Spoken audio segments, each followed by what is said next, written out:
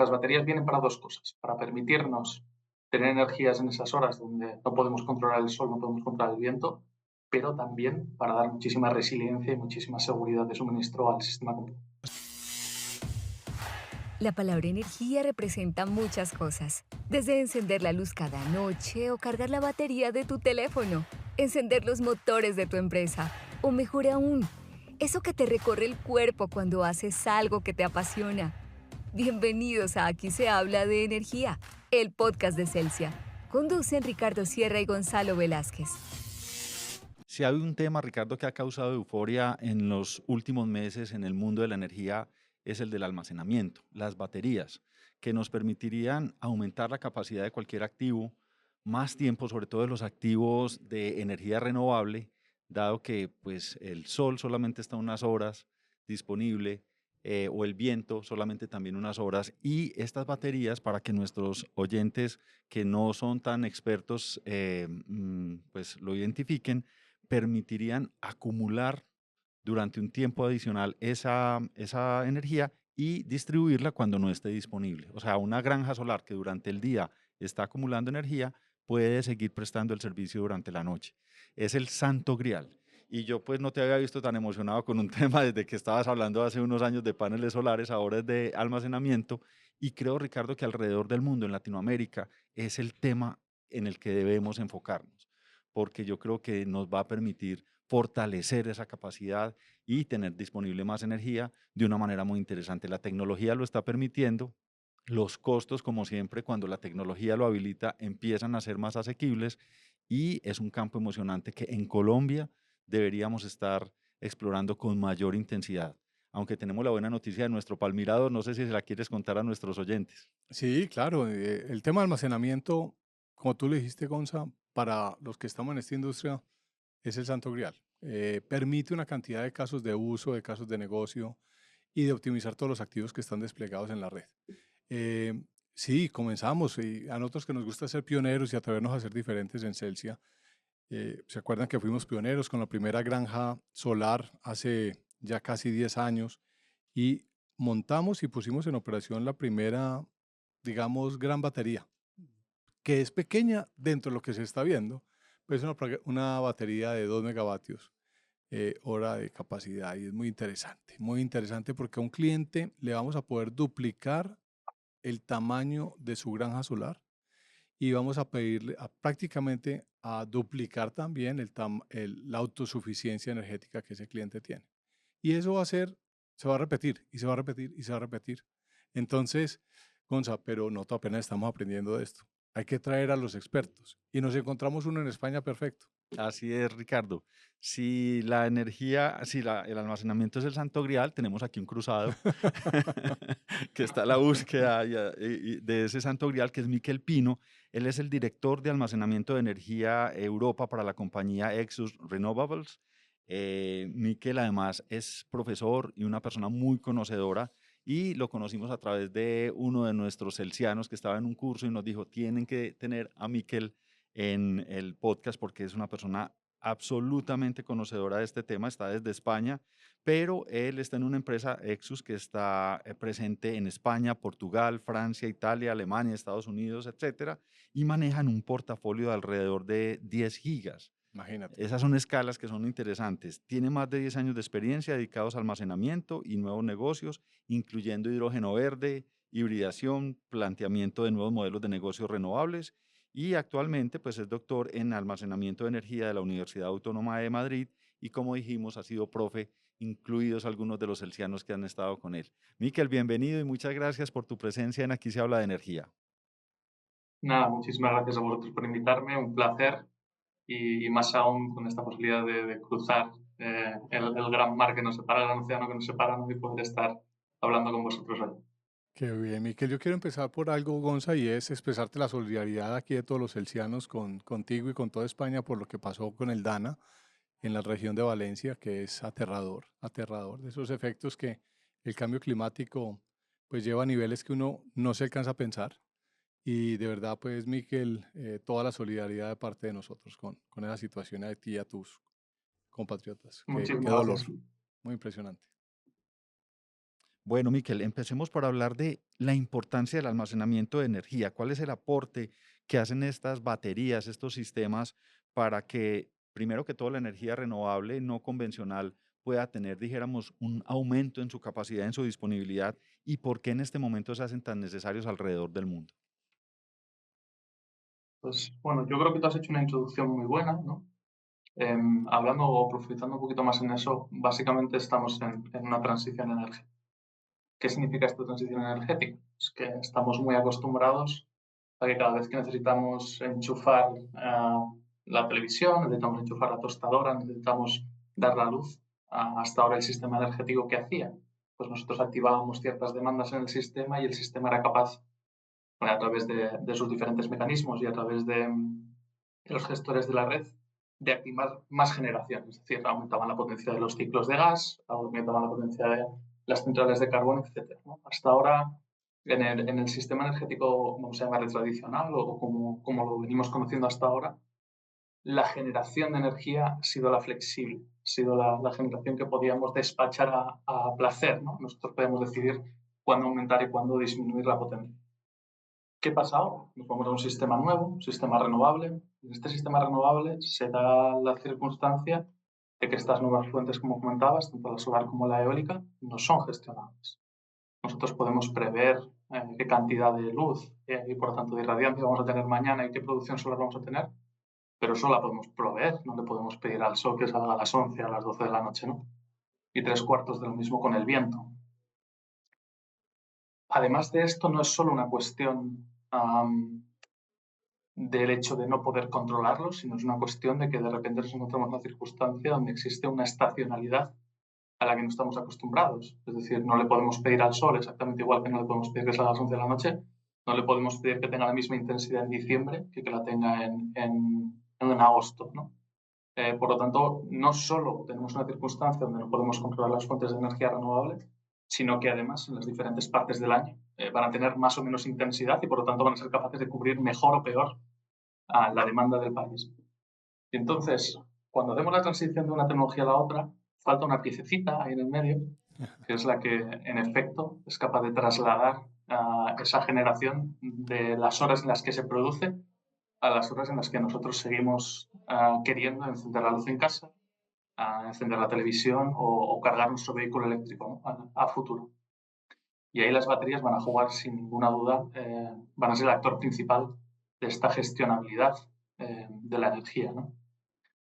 Esto se traduce además en un punto que quizá no es tan obvio, o bueno, esto que hemos explicado es relativamente obvio, fácil de entender, pero hay una parte además que tiene muchísimo que ver con la seguridad de suministro. Estamos muy acostumbrados a que los sistemas funcionen basados en la inercia, ¿no? La frecuencia de la red. Nosotros consumimos una frecuencia de red. Se produce de manera absolutamente intrínseca por el propio sincronismo de las máquinas rotadoras, ¿no?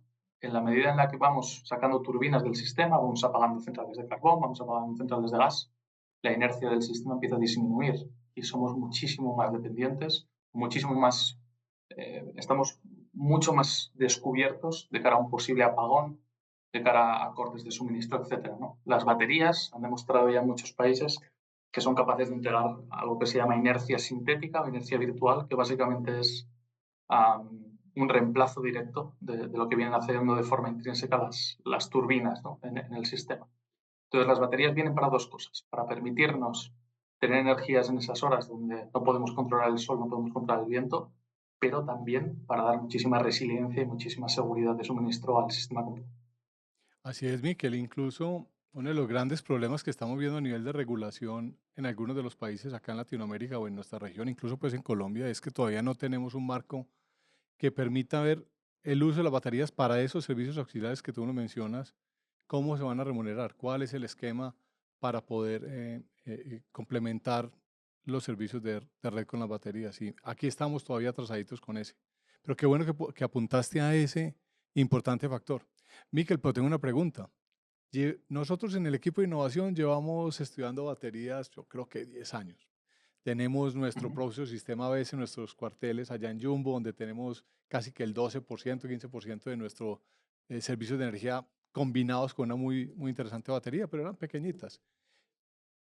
Pero esos números nunca daban el caso de negocio. Probamos todas las tecnologías, trajimos fabricantes de todas partes, de Europa, de China, de Corea, de todas partes. ¿Qué pasó? Porque hoy todos los titulares de nuestro sector están hablando de baterías.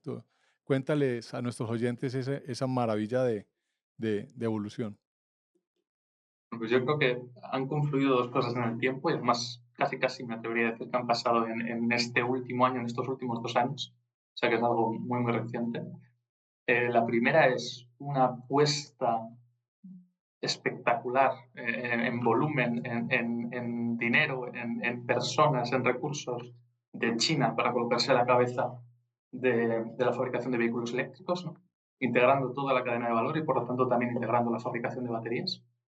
Esto ha permitido que pasemos de un sistema o de un mundo, vamos a decir, donde las baterías, los reyes de las baterías eran Corea y Japón, a ser un mercado absolutamente dominado con China, con una apuesta clara por una tecnología en concreto, que es el LFP, el litio fosfato de hierro, ¿vale?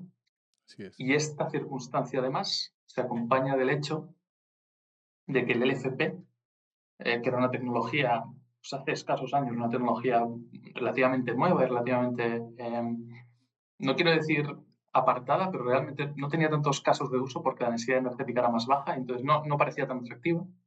Pues China ha conseguido hacerla atractiva a base de inyectar capital, hacer scale-ups hasta el punto en el que se ha convertido en la tecnología más barata. Mm. Y cuando hablo de más barata, hablo de realmente más barata, ¿vale? Así Y es. además ha sido capaz de mejorar las prestaciones de manera espectacular, ¿vale? Hace apenas 3 4 años, cuando pensábamos en baterías de litio, pensábamos en baterías que aguantaban 3.000 4.000 ciclos. Hoy en día las especificaciones técnicas ya hablan de 8.000 ciclos mínimo. Tenemos baterías donde se garantizan 10.000 ciclos, por lo tanto, hemos multiplicado por más que por dos las prestaciones de las baterías. La degradación, además de estas baterías, es muchísimo menor. La seguridad de estas baterías es muchísimo mayor. Entonces, bueno, la combinación de aumentar el performance de la batería y encima costes más bajos, pues estamos en el punto en el que hemos alcanzado el punto de despegue, ¿no? Punto de Una, despegue sin vuelta atrás. Sin vuelta atrás, es una Mm. revolución. Gonza está aburrido de escucharme historias. Hace poco estuvimos en un viaje con el equipo de almacenamiento en China. Estuvimos 10 días, Miquel, te contaba fuera de micrófono, pero yo llegué completamente alucinado. Se los digo, es como que si uno viniera del futuro, de una película de ciencia ficción.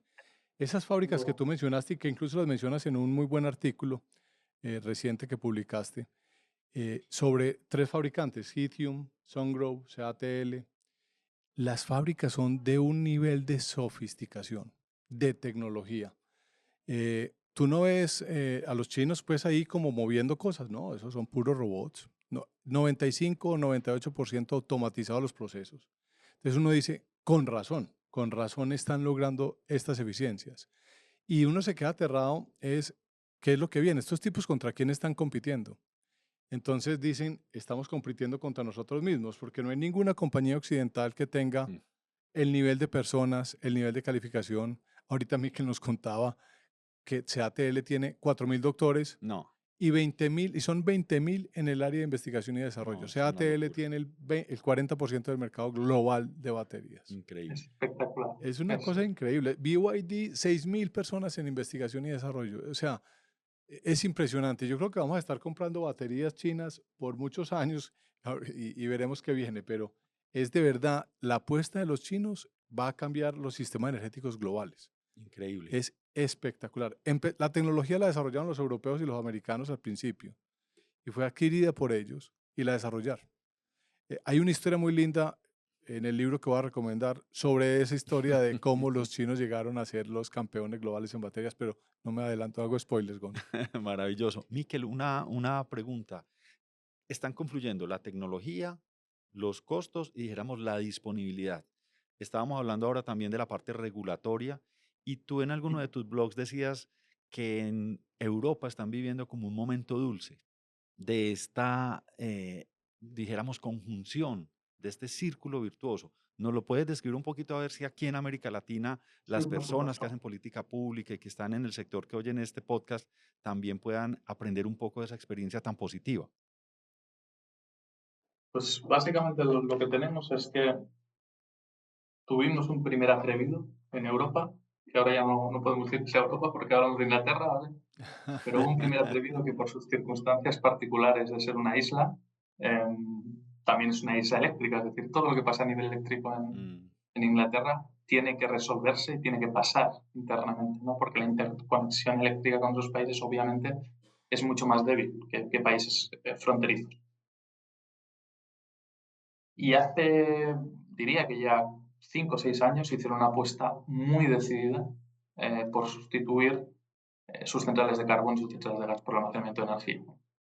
Y esa prueba fue tan bien. A día de hoy, Inglaterra es uno de los países a nivel mundial donde el ratio entre su mix energético frente a almacenamiento de energía instalado es más alto a nivel mundial, que Europa decidió que ese era el camino, ¿no? Lo tomó como ejemplo, estudió pues todos los resultados que empezaban a aparecer, todos los resultados mejoraban mucho las previsiones que había, porque, como os comentaba, las baterías están avanzando muy rápido en cuanto a prestaciones. Y vino, yo creo que el punto clave, ¿no? Y aquí mencionabas las administraciones cogiendo el guante y cogiendo información. Yo creo que la clave y la gran diferencia es que quizá por primera vez en energía Europa está regulando de forma conjunta para todos los países. Y esto es una grandísima diferencia, porque de alguna forma siembra unas bases sobre las que después cada país puede, obviamente, adaptar la regulación a sus necesidades concretas, pero está permitiendo que existan muchísimos mercados transfronterizos de energía, ¿vale? Los llamados mercados comunes y continuos. Es decir, son mercados 24/7 que funcionan durante todo el día y donde, por ejemplo, activos alemanes pueden resolver problemas de balance en Dinamarca, en Francia, en España, en Italia. Esto está pasando progresivamente y poco a poco. Por ejemplo, España, por sus circunstancias de tener en frontera los Pirineos, ¿no? Una cordillera muy significativa, no está especialmente interconectada con Francia, pero la intención es que sí que lo esté a futuro. Pero países como Alemania, que está absolutamente bordeado de otros países pues, y está muy interconectado, tiene estas circunstancias. De hecho, mira, hoy salía una noticia sobre Finlandia, donde ayer o antes de ayer, ha sido muy reciente, no sé la fecha exacta, pero ha sido hace escasos días, se abrió por primera vez el mercado FCR, que es el mercado continuo de respuesta primaria transfronterizo, como os comentaba, y los costes de balance de Finlandia de un día para otro se han reducido a la mitad, no, porque Qué activos maravilla. alemanes han podido ofertar. Imaginaos el impacto que tiene esto para el consumidor energético. Sobrado, sobrado. Es alucinante, ¿no? Y la seguridad claro. también que da el modelo de negocio de activos deslocalizados, ¿no? Ya no depende solo de tu país, sino que puedes capturar mayores ingresos en otros países. Sí. Entonces yo creo que esa es la vía Eh, y bueno, me parece un ejemplo interesante. Ese es muy bueno. Mira, y hay otro muy interesante que me parece que es de un tamaño, de pronto tú lo tienes claro, Miquel, y es la conexión entre el norte de Australia y Singapur, que es Correcto. un megaproyecto, un super mega Sí, cable submarino, y a llevar la energía desde Australia a Mm, Singapur, increíble. renovable, full renovable. Y creo que estamos hablando de algo como de 20 gigas, si no estoy mal, sí, 20 gigas, de correcto. un Es tamaño, un proyecto muy singular, pero Singapur no tiene terreno físico para instalar así renovables es. por estar muy concentrado, entonces va a alquilar terrenos a Australia y va a tener un cable submarino para producir energía en Australia. Es espectacular, Impresionante. Y full baterías también, ¿no? Full, eso pues va a tener sin ninguna baterías duda, hasta vamos. para... Al final, Ricardo y Miquel, una pregunta o una anotación muy interesante que nos lo hacías ver, Ricardo, tal vez en un comité, y es que con esto de las baterías se soluciona otro problema o se disminuye otro obstáculo, y es que cada que hay un nuevo activo de generación eléctrica, se necesita una nueva conexión. Con la batería, de alguna manera, hagan de cuenta a nuestros oyentes que se está aumentando in situ la capacidad que ya tenía, entonces de alguna manera es mucho más fácil la conexión porque ese activo ya estaba conectado a la red.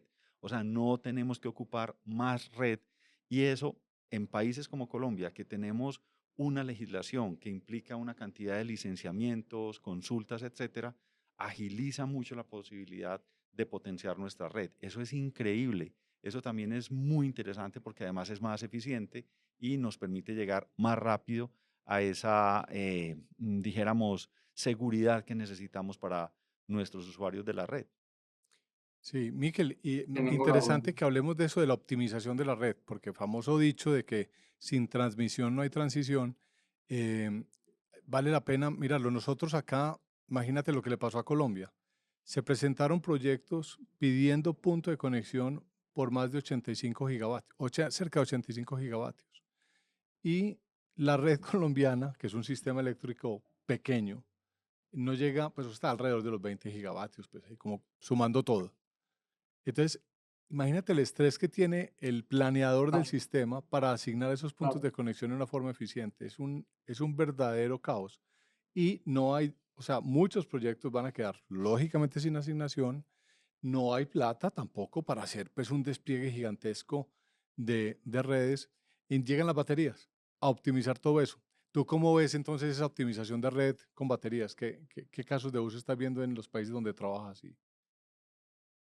Pues yo creo que las circunstancias que comentas son prácticamente comunes en todos los países.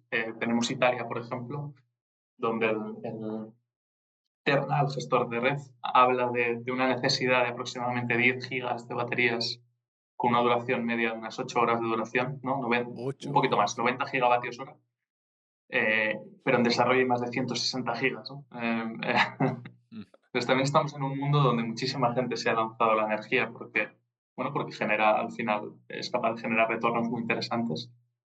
Y me atrevo a decir que existe cierta especulación también, ¿no? Todo el mundo intentando capturar las mismas oportunidades, pero sin ninguna duda el mayor reto viene para el gestor de red, como comentabas, ¿no? Al final, tener que dar entrada a tanta renovable de forma muy seguida en cuanto a la seguridad de red es un gran reto.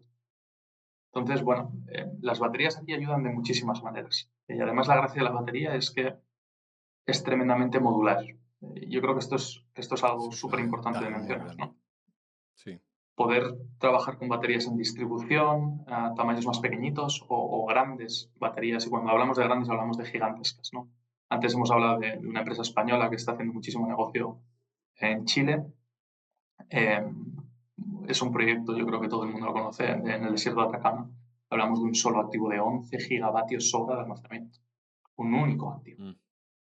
Es una ciudad de baterías, ¿no?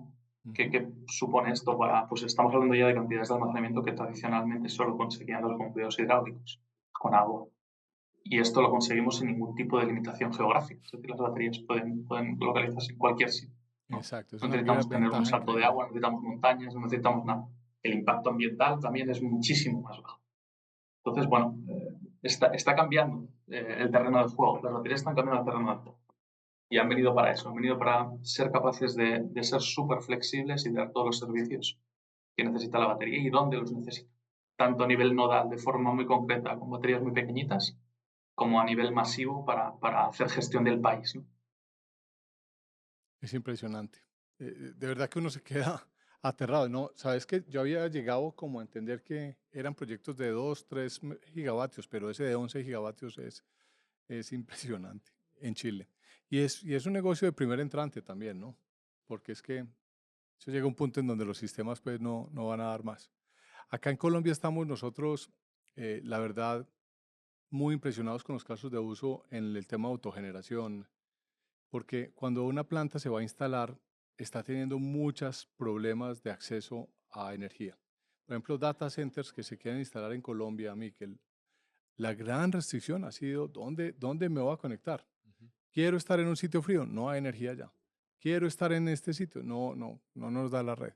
Entonces, el poder diseñar sistemas híbridos que permitan tenerlos aislados de la red es algo que las baterías también van a empezar a habilitar con mucha fuerza. Entonces de verdad que lo que tú dices, estamos volviendo a sacar las hojas, ponerlas en blanco y esto hay que repensarlo completamente. Sin duda. Sin duda. Mira, comentabas de los data centers, solo un dato que me parece muy interesante. Ahora mismo, en Europa, solo existen tres players, tres jugadores que están tratando de firmar PPAs base 100% renovables con correlación horaria. Es decir, generación renovable, bien sea fotovoltaica o eólica, con almacenamiento que sea capaz de dar una base 24/7 Mm. plana Qué bien. de generación. Y dos de ellos son Amazon y Google. Espectacular. Por lo tanto, lo que viene, sin ninguna duda, viene muy, muy, muy marcado por la capa digital, por los consumos masivos, ¿no? Hace muy poco se hablaba de Bitcoin consumiendo más que países enteros, y ahora ya se empieza a hablar de la inteligencia artificial consumiendo o duplicando. He llegado a ver proyecciones donde se duplica, ¿no?, la demanda de energía eléctrica a nivel mundial, ¿no? Son magnitudes un poco casi Sí, sí, sí. vamos, no sé si decir de sueño o de pesadilla. Nos va a tocar volver al cuaderno de diseño y traer el Sí. triple de ingenieros para poder modelar esto. Así es. Miquel, una pregunta, ¿cuáles son los retos que tiene esta tecnología en este momento? Porque ya vimos todas las ventajas, todo lo que ha avanzado, toda esa capacidad que están logrando, pero ¿qué retos hay? Siempre hay unos desafíos por calcular. ¿Cuáles son esos que tú estás viendo que son más evidentes? Pues bajo mi punto de vista te diría que los podría resumir en dos grandes bloques. El primero es la regulación, sin ninguna duda, ¿no? Ujú. Son activos que por su naturaleza capturan la volatilidad, es decir, son capaces en un entorno muy revuelto, donde hay mucha volatilidad, precios altos, precios bajos, se mueven muy bien porque son muy flexibles.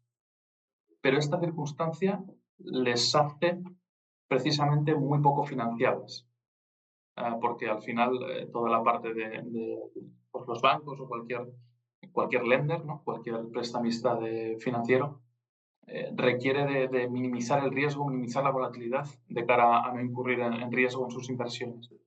Entonces, las baterías ahora mismo en muchos sitios requieren de ciertos pagos asegurados por parte de una contraparte solvente, muchas veces el Estado, muchas veces el gestor de la red eléctrica, precisamente no tanto para hacerlos rentables, sino más para hacerlos bancables, es decir, que sean financiables. Exactamente, tienes Porque razón. A la no nos base. olvidemos, este mundo lo mueven los bancos y lo seguirán moviendo los bancos. Por lo tanto, este punto es muy importante, ¿no? Y el segundo, yo creo que hay un reto un poco oculto, o no oculto, está ahí, lo que pasa es que es un poco el elefante en la sala, que es la aceptación social. Estamos en un mundo donde la información fluye muy rápido, bien sea verídica, bien no lo sé, y esto con las baterías en algunos lugares ha dado lugar a malas pasadas. Por ejemplo, en España, en el norte, en Asturias, tenemos una circunstancia donde hay en desarrollo ahora mismo 1,6 gigavatios de baterías, que no es nada desdeñable, y sin Grande. embargo, la voluntad política allí, muy empujada por la fuerza ciudadana, está a punto de aprobar una moratoria, ¿vale?, para cancelar o para retrasar en el tiempo estos proyectos. Y esto se sujeta principalmente en muchos bulos relacionados con pues, los problemas relacionados con los incendios, con los fuegos, la seguridad.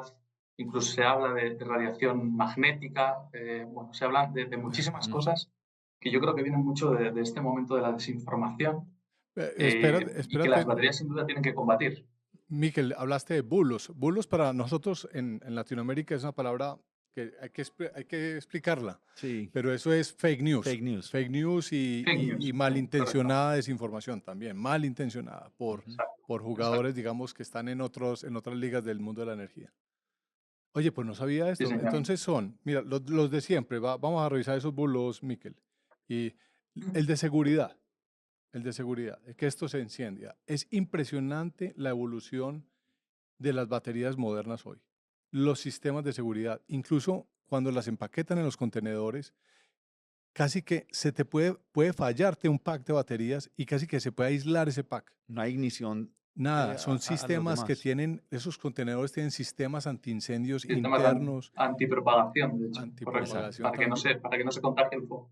Exactamente. Entonces, son ultra seguras. Y fuera de eso, la misma batería que uno ve pues las imágenes de estas de las redes sociales que quieren hacerle daño a esto, cuando tú vas y te hacen las pruebas dentro de las fábricas de la seguridad de las baterías, a eso le atraviesan incluso, la rompen completamente. No les pasa nada a las Ujú, baterías modernas. ujú. O sea, son muy, muy seguras. Ese es un no grande. Sin ninguna duda. Mira, me remonto un poquito más atrás, que esto, lo que más daño está haciendo aquí es que se utilizan muchísimas imágenes de vehículos eléctricos ardiendo, y todos hemos visto esas imágenes porque son una realidad.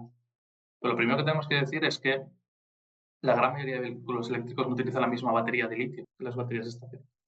Utilizan baterías de NMC, NCA, basadas en magnesio y cobalto, que sí que tienen un problema de seguridad más elevado, porque son Así materias es. donde, no me voy a meter al detalle químico, pero el cátodo tiene oxígeno, por lo tanto, cuando prende fuego, libera oxígeno a la propia batería y es muy difícil apagarlo porque aunque lo ahogues, sigue existiendo oxígeno en la materia prima. El LFP no tiene oxígeno. Ya partimos desde un punto de vista en el que si tú eres capaz de ahogar, es decir, de desplazar el oxígeno existente, no hay combustión posible. Y todos los sistemas, de hecho, lo que tienen son aerogeles que lo que hacen es sprayan dentro de la batería en caso de que haya alguna subida de temperatura, un gas inerte y desplacen el oxígeno. Por lo tanto, ya intrínsecamente la batería no puede arder porque no hay presencia de oxígeno, ¿no? Esto ha cambiado mucho. Y os doy un ejemplo que me encanta decir. En el centro de Nueva York, probablemente estamos hablando de una de las zonas del mundo más densas en cuanto a población, hay más de 150 megavatios hora de baterías distribuidos en el Bronx, en Staten Island, en diferentes barrios, precisamente para paliar los problemas que tenían de apagones de suministro eléctrico. Y ahí están, y nadie se preocupa de si van a arder o no, ¿vale? De hecho, Así las es. especificaciones antiincendio que redactaron los bomberos allí, vamos, el cuerpo de antiincendio, son el estándar más alto que existe y las baterías precisamente fabricadas en China lo pasaron el corte y ahí están instaladas. Maravilloso. Qué A bien. ver, el segundo, me imagino, Ricardo, la disposición final. ¿Qué va a Ah, sí, pasar con sí, sí. esas Ese es otro baterías bulo y impresionante. vertimientos que pueda haber de esos materiales contaminantes? Es que yo creo, Gonza, que la gente se imagina que las baterías son las mismas de los carros de hace 20 años, Sí, cuando exactamente. hablamos de Correcto, baterías. Sí, exactamente. seguramente. Hay como esa asociación. Sí, no, esto es Pero otra esto está muy tecnología. extendido, ¿eh? Y sobre A este nosotros tema, nos piden a veces, dijéramos ambiental, Miquel, ¿qué puedes decir? pues mira, pues, lo que comentabas, a nosotros nos han llegado a pedir o a preguntar desde ingenierías, y hablo de ingenierías reputadas, si las baterías de litio necesitan cajetines en la parte de abajo para recoger las fugas de líquido. No te Las puedo baterías no tienen creer. ningún. Sí, no, lo puedo garantizar, claro, pero estamos acostumbrados Claro. a especificaciones de baterías de plomo, como comentabas antes, ¿no? de arranque de Ajá. coche, que sí que son baterías llamadas de hecho inundadas porque están cubiertas de líquido. Las baterías de litio no tienen ningún líquido. El electrolito es una parte muy pequeñita de la batería, está embebido en material, por lo tanto está absorbido. Así es. Ahora mismo, como comentabas, si pinchas una batería no sale nada de esa batería. Esa batería se inutiliza porque tiene un cortocircuito interno y se acabó, no tiene ningún problema, ¿no? Entonces, en cuanto a vertidos, en cuanto a problemas ambientales, estamos hablando de sistemas tremendamente seguros, donde además toda la cadena de reciclado y toda la cadena de gestión de ese sistema al final de su vida útil está tremendamente regulada y tremendamente controlada a nivel internacional. Esto es un punto muy importante y que por lo tanto la huella desde que se instalan hasta que se reciclan y se vuelve a generar otra batería con esa materia prima está tremendamente controlada, ¿no? Así es. Incluso, Probablemente sea uno de los bulos más fáciles de desmentir. así es, pero la gente todavía siempre nos hacen esa pregunta en cualquier Sí, panel, en en cualquier todas partes. reunión con clientes. Y estaba leyendo en estos días una cosa increíble. ¿Cuántos centros de reciclaje hay hoy montados en China? Y digo China porque China nos lleva años luz a todo Occidente en la implementación de vehículos eléctricos y sistemas de almacenamiento. O sea, ellos van lejísimos, lejísimos.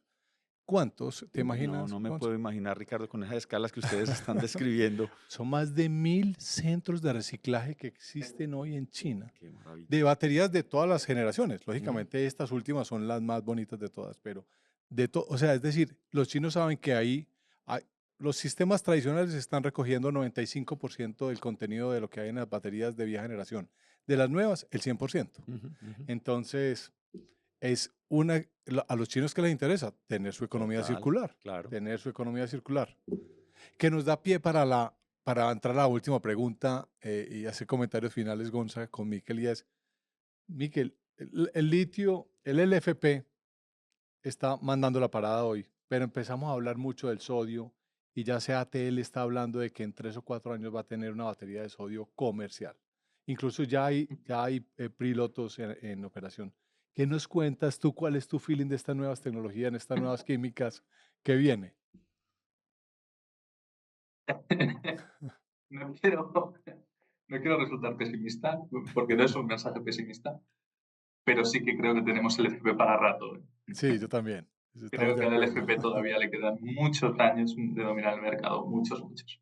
Al final la apuesta ha sido tremenda, ha sido tan fuerte la apuesta del LFP que siendo cerca de un 30 o un 40% menos denso energéticamente que otras tecnologías como el NMC, es la tecnología que se está empezando a utilizar en vehículos eléctricos, incluso pesando más por la misma cantidad de energía, porque los esfuerzos por fabricarla de forma tan masiva han hecho que su precio se haya reducido masivamente, ¿no? En lo que llevamos de año, de principios de año ahora, la reducción de precio ha sido de un 40%. Sí, es una Es locura, es una espectacular, locura. es una locura, es un 40%, ¿vale? Entonces, yo creo que va a ser muy difícil destronarle. Por prestaciones versus coste, probablemente sea la tecnología que sigamos viendo muchos años.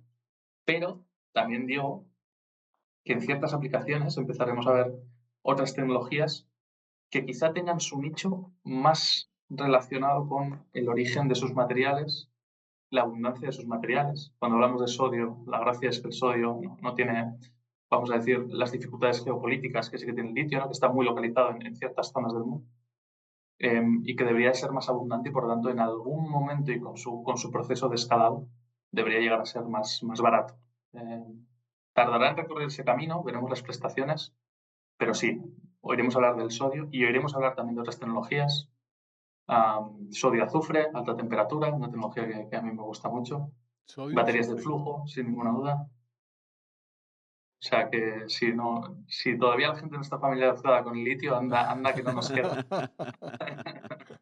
Así es, así es. Nosotros hemos seguido mucho a Mateo Jaramillo y a su iniciativa allá en Estados Unidos de las baterías con hierro para larga duración, la oxidación del hierro, que es una cosa muy interesante. Ahí está haciendo su primera gran fábrica. Ojalá que sea también algo interesante porque puede ser muy competitiva en precio. Pero lo que tú dices, estos chinos han logrado unas eficiencias en producción y van encontrando pequeñas mejoras incrementales y de pronto, cuando tú menos piensas, nos pasa como los paneles solares, que ya eran competitivos con cerca de 20% de eficiencia. Hoy estamos al 27% de eficiencia, con el mismo espacio, y vamos para 30, 31. En cuestión de unos 4 o 5 años posiblemente vamos a tener producto comercial en eso. No, Entonces, cuando a mí me preguntan, por ejemplo, bueno, ¿y cuándo va a llegar la pequeña nuclear? Y yo les digo, no, lo que pasa es que cuando llegue la pequeña nuclear, que están hablando de que va a ser una década o dos, ya la solar, la solar va a seguir evolucionando, evolucionando y las claro, baterías también. Entonces, yo no sé, qué no va a carrera ser tan tecnológica tan necesario, fascinante. emocionante. Estamos viendo como lo que vivimos con Volta y con Edison. Yo no sé, esto es Sin ninguna un duda. Sí, sí. momento tecnológico, una primavera. Pues Miquel, muy interesante todo este panorama del almacenamiento. Para nosotros esto verdaderamente es de mucho interés y esperamos que para nuestros oyentes también y videntes, no sé cómo se le dirá a los que se conectan en YouTube también, que tiene muchas vistas. Y Miquel, siempre terminamos nuestro podcast preguntándole a nuestros invitados alguna recomendación. A veces se salen del tema de la energía y nos hablan de unos temas de literatura o de ciencia muy interesantes, otras veces dentro del mismo tema. ¿Cuál es tu recomendación esta vez en Aquí se habla de energía? Yo voy a ser más clásico y va a ir dentro de la energía, sin ninguna duda, ¿vale? Y cogiendo el guante a Gonzalo, yo mi recomendación es una película de hace relativamente reciente, no es tan antigua, que se llama La Guerra de las Corrientes y básicamente narra Sí, esa épica y famosa batalla comercial, Uy, pero no solo comercial, sino ideológica, sí, claro, entre Edison y Nikola Tesla, ¿no? La batalla de la corriente continua contra la corriente alterna. claro. Todos los intereses económicos que hubo detrás para apostar por una y por la otra, y me parece que además se describen muy bien los personajes de tanto Tesla como Edison, como Westinghouse, que jugó su papel. Y bueno, me parece una película interesante. uf, Maravilloso. tremenda. Con JP Morgan detrás. Sí, Moviendo señor, el y cambio. Scorsese al mando, casi nada. Sí. Muy Qué buena. Yo maravilla. ahorita me equivoqué, dije Volta y era Tesla, clarísimo. Súper bien. Ricardo, ¿y tu recomendación? Mira, yo tengo una recomendación hoy que estamos en mitad de la COP16, Miquel, acá en Colombia. Un evento maravilloso alrededor de la biodiversidad en Cali, que ha permitido pues, hacer muchas reflexiones Ahí sobre. veo que tienes el simbolito, Tengo aquí nuestro Ricardo. símbolo, nuestro oso de anteojos acá. Y tuvimos oportunidad de hablar mucho de todas estas preocupaciones que hay con pérdida de biodiversidad y el tema del cambio climático que la puede afectar en modo peligroso. Y me encontré un libro hace poco que se llama El capitalismo climático.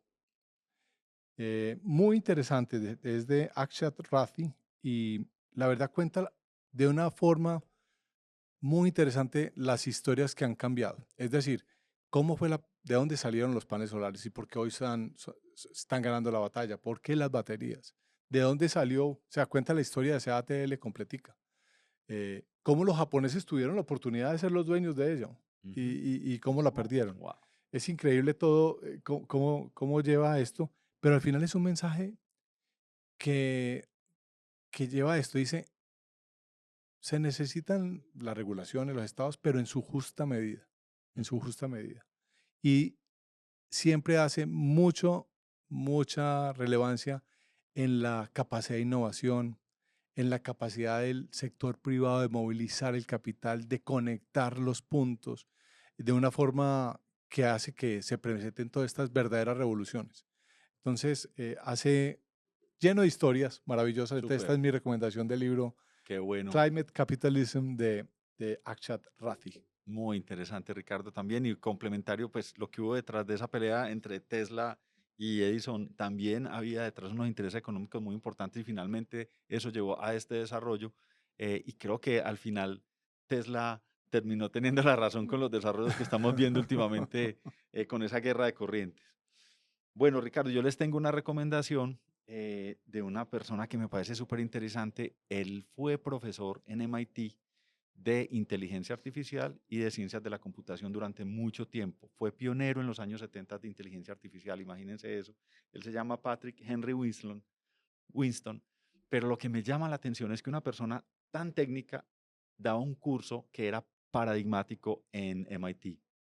Todos los eneros recibían a los estudiantes con el curso de él, que además se puede ver en YouTube, que se llama muy sencillo, How to Speak, cómo hablar. Y él decía, usted puede tener el talento, puede tener el conocimiento, puede haber estudiado mucho, pero si usted no sabe expresar sus ideas, si usted no sabe convencer, llegar a su punto, eso se va a quedar sin explotar. Su carrera no se va a desarrollar. Yo decía, ¿cómo es eso? Chévere, ¿Sí? chévere. Entonces, el señor tiene su video, fue dijéramos, un profesor icónico en MIT y se murió en 2019, como les dije, pero tiene un libro que se llama Make It Clear, donde puntualizó todos esos conocimientos. Entonces dice, ¿cómo se hace una exposición de negocios? Hágala así. Buenísimo. Sí, buenísimo. Y creo que nos con falta casos. mucho en esta industria, Gonzalo. Lo Sí, hemos vivido, que nos no. tendemos a volver muy técnicos. Nuestros públicos, nuestros clientes muchas veces no nos entienden. Ricardo, yo no era tan calvo cuando entré a Celsia. Mi calvicie es cómo explicar este sector para personas que no están en el sector y sobre todo, Miquel, esos bulos que tú estás describiendo, o sea, no me puedo imaginar si se inventan eso con las baterías. Imagínate aquí, por ejemplo, aquí a punta de esas narrativas, yo creo que Colombia va a renunciar a un recurso como el hidroeléctrico para el que tiene todo energía barata. A punta de eso también están inhabilitando temas eólicos, muchas cosas, pero me parece muy interesante porque una persona que viene de la tecnología pura y dura, finalmente dijo, no, me tengo que pasar al otro lado, a la conexión en la comunicación humana. Mide, por ejemplo, cuál es el ratio de capacidad de interacción en bits de una conversación. Muy maravilloso. No les voy a hacer el spoiler, pero es muy interesante. Vamos a hacerlo claro. Make it clear para los que nos están oyendo y para los potenciales clientes y clientes de Celsia.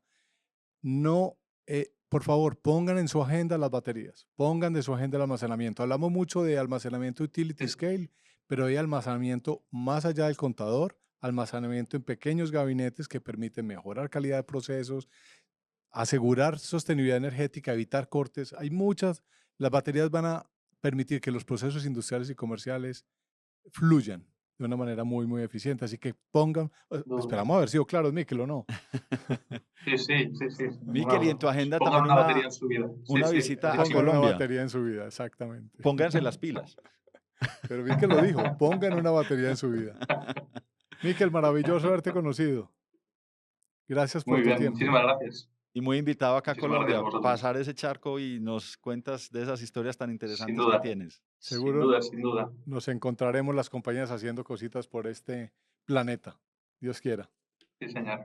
Un abrazo muy especial. Gracias, hasta luego. Gracias. Hasta luego, adiós. Esta conversación fue electrizante. Ahora vamos a recargar nuestras baterías Síguenos en tu plataforma de audio favorita, en Twitter como @Celsia_energía y en LinkedIn como Celsia Energía. Te esperamos en el próximo episodio de Aquí se habla de energía. Celsia, la energía que quieres.